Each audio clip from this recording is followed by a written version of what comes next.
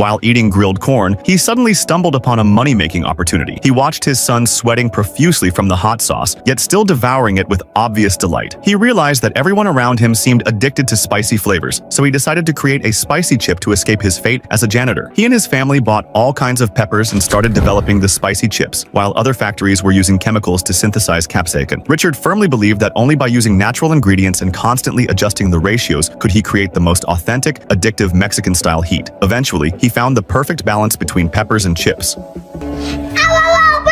Burns good or burns bad?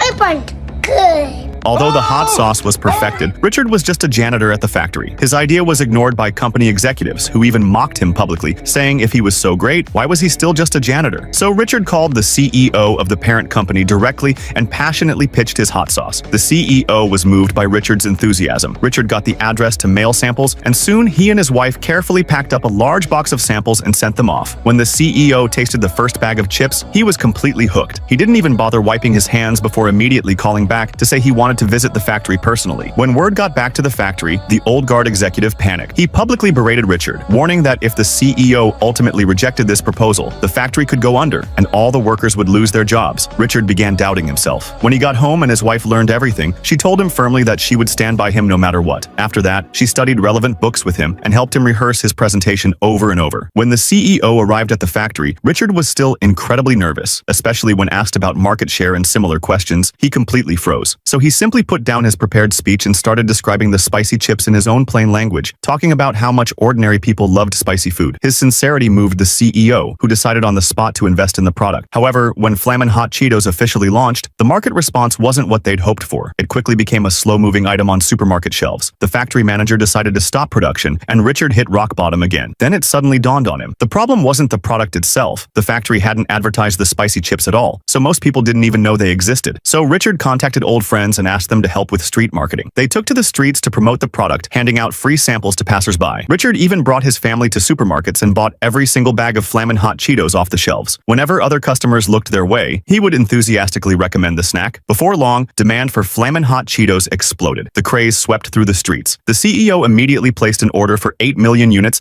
and the struggling factory roared back to life. The machines ran around the clock at full capacity. 5 months later, the factory broke its sales records and returned to peak capacity. Yet Richard was still just a janitor. When he went upstairs to clean, he found the CEO waiting for him. Under Richard's gaze, the CEO personally hung his nameplate on an office door. He was officially promoted to marketing director. The entire company gave him a standing ovation, and Richard immediately shared the good news with his wife. Richard's journey from the bottom of society all the way to corporate executive perfectly illustrates that behind every successful man, there's a great woman supporting him.